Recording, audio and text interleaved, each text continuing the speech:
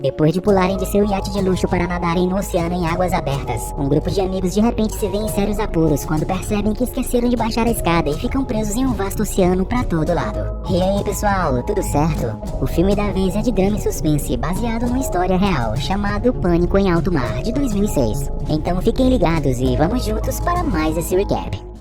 A história nos apresenta um grupo de melhores amigos, Amy, seu namorado Dan, Zack e Lauren. Eles viajam juntos, se divertem e filmam suas aventuras na câmera. Porém, visivelmente embriagado, Dan pega sua câmera e começa estupidamente a girar com ela, o que faz com que ele perca o equilíbrio e caia de um barranco. Ele, porém, somente sai com alguns pequenos hematomas e volta para seus amigos, que estavam bastante preocupados. 5 anos mais tarde, agora já casada, porém com outro cara sem ser Dan, Amy e seu marido, chamado James, juntos com sua filhinha chamada Sarah, vão para a cidade do México para comemorar o aniversário de Zack no novo iate de Dan.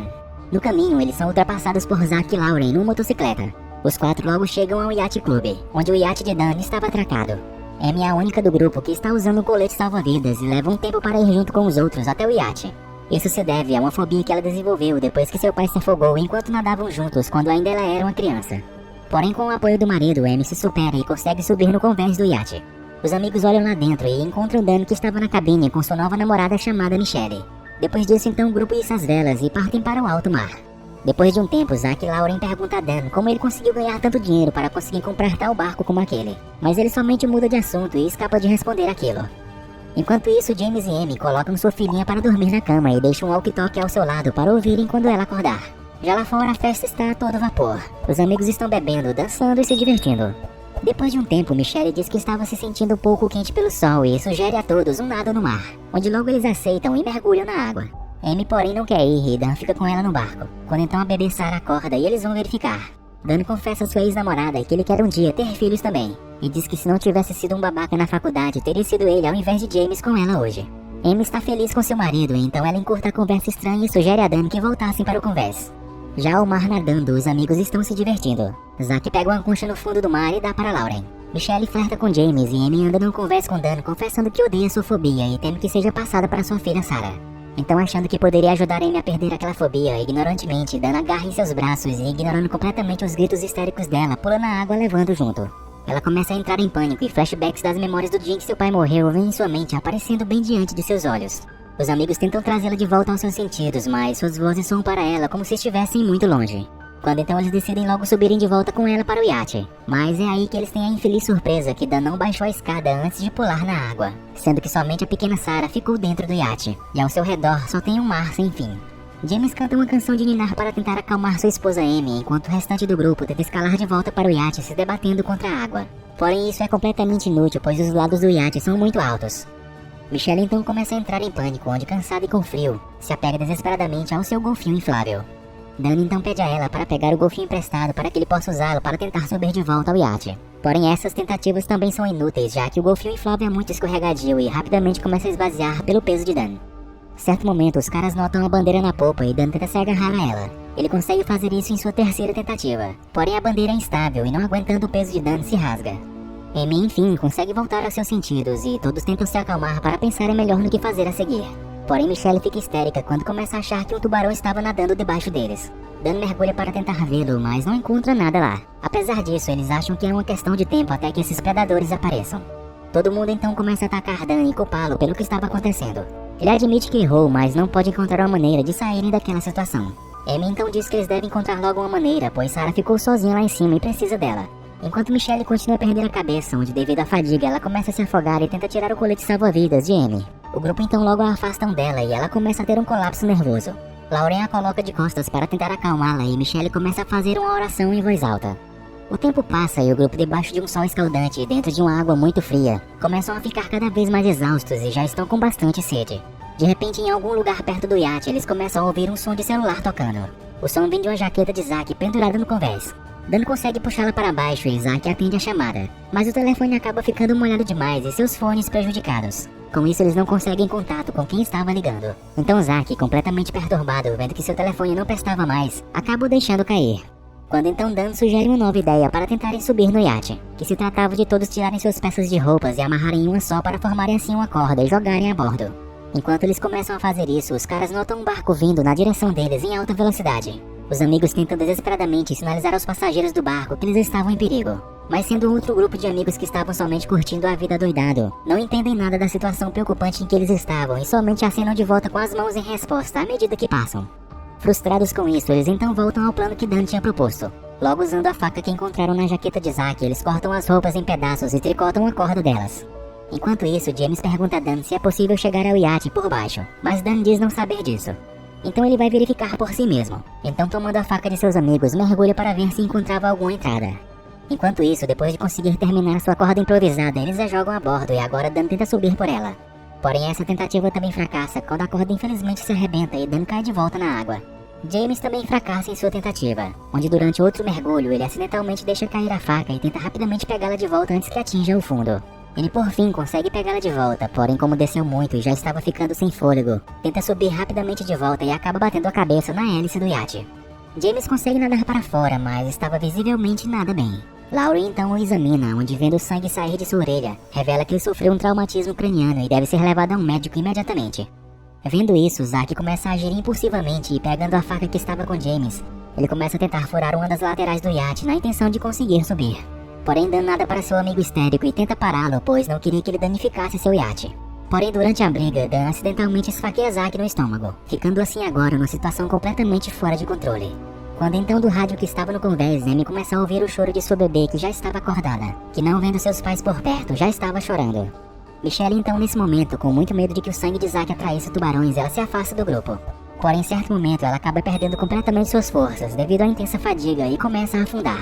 Quando todos percebem sua falta, Dan vai atrás dela para tentar salvá-la. Mas a vendo afundar e percebendo que já era tarde demais, volta para a superfície. Sendo que assim, inevitavelmente, Michelle perde sua vida indo parar no fundo do mar.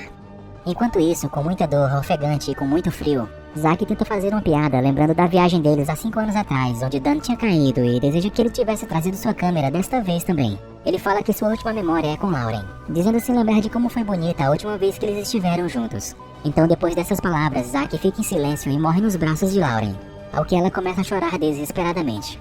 Desta vez, os nervos de James já estão bem desgastados e ele bate em Dan, o acusando de valorizar mais o seu iate do que a vida de seus amigos. Amy então tenta acalmar o marido, mas ele fica ainda mais irritado achando que sua esposa estava defendendo seu ex-namorado. Os movimentos abruptos de James o fazem começar a vomitar. Quando então Dan revela a seus amigos que mentiu sobre o iate e sua situação financeira. Acontece que Dan não é dono do iate. Ele então revela não ter dinheiro nem para alugar um daqueles, imagine comprá-lo. Sendo que na verdade ele tinha pego emprestado o iate de seu chefe sem ele saber, no qual ele trabalha como zelador do iate. Ele se passou por dono do barco para atrair garotas bonitas como Michelle. E também queria gabar-se para seus velhos amigos sobre sua suposta vida luxuosa para que não achassem que ele nunca realizou alguma coisa em sua vida ao longo dos anos. Sendo por isso então que ele não queria que Zack golpeasse as laterais do iate. E se desculpando agora por seu melhor amigo estar morto, então começa a chorar amargamente. Depois disso, Lauren confessa que estava apaixonada por Zack, mas nunca chegou a contar a ele. Então Amy convence a amiga a soltar o corpo. Mas algumas horas se passam em mar aberto e exaustos, todos tentam ao máximo se manterem em equilíbrio na água, relembrando momentos de suas vidas. A condição de James piora ainda mais e ele começa a se preocupar com seu bebê que estava lá dentro sozinha todo esse tempo. Então Lauren, incapaz de suportar ficar ali sem fazer nada, diz adeus a seus amigos e depois nada para longe na esperança de chegar à costa e pedir ajuda. Enquanto isso, dentro do iate, a pequena Sarah continua a chorar. Amy tenta gritar para que ela ouça pelo rádio, mas o bebê não se acalma. Ela então se lembra da ideia de Zack de tentar subir a bordo com uma faca e, estando prestes a mergulhar na água para tentar encontrá-la, pois não podia ficar ali parada sem fazer nada a respeito, Dan a detém e diz que ele mesmo vai fazer isso para compensar seus companheiros de alguma forma. Já estava escurecendo e Amy é deixada sozinha na água com James. Ele periodicamente desmaia e diz a sua amada que estava cansado com uma forte dor de cabeça. Começa então a chover e James silenciosamente morre. Amy então grita em desespero com a dor da perda de seu marido. Dan ouve os gritos, mas ele continua focado em mergulhar na água para encontrar a faca para assim tentar salvá-los. A noite cai e, finalmente aceitando a morte do marido, Amy libera seu corpo. Ao dizer adeus, ela canta a canção de ninar que sempre cantavam para sua filhinha juntos antes de dormir.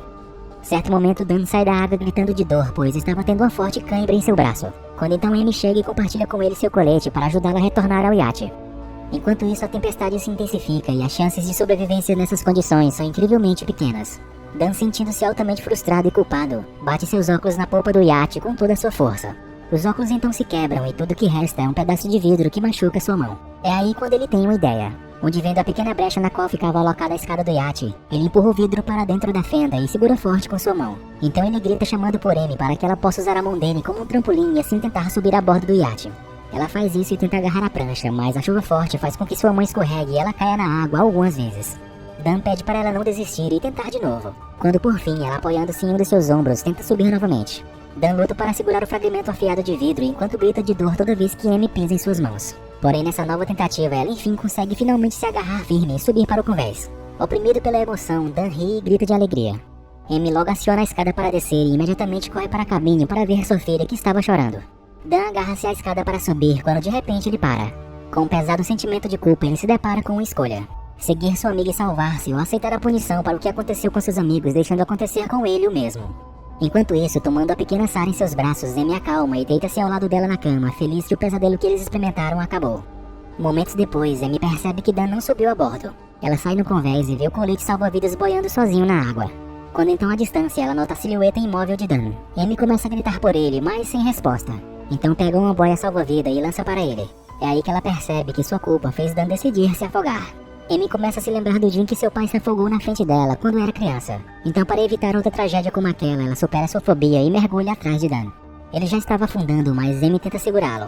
Cenas do que está acontecendo se entrelaçam com o que aconteceu em seu passado, quando a pequena Amy também tentava salvar seu pai. Já ao amanhecer, um barco de pesca se aproxima do iate. O pescador passa ao redor dele e nota que estava vazio. Então, depois de chamar e não ouvir nenhuma resposta, o barco de pesca aparentemente navega para longe. Enquanto isso, a pequena Sarah acorda na cabine e começa a chorar novamente. O filme então termina mostrando Amy no convés olhando para a distância e Dan inconsciente no chão, a quem ela conseguiu salvar. O barco de pesca não está mais à vista e apenas o som do motor dele pode ser ouvido ao longe. E aqui, meus amigos, vocês escolhem em que final acreditar. O primeiro, sendo que é o que eu acredito que tenha acontecido, é que Amy sobreviveu e pôde voltar para casa com sua filha. Ou o segundo, sendo esse completamente trágico, onde eles morreram e Sarah ficou sozinha no iate. Sendo que o primeiro eu acredito pela questão de como é baseado numa história real, para existir tem que ter alguém para ter contado essa história. Então por isso estamos assistindo ela agora. Mas enfim, é o que eu acho, mas me digam aí vocês, o que acham? Falem aí nos comentários, beleza? Então obrigado por assistir, e se gostaram, por favor, deixem aquela força com seu like e sua inscrição aqui no canal para mais vídeos como este. Fiquem todos com Deus e até a próxima. Fui!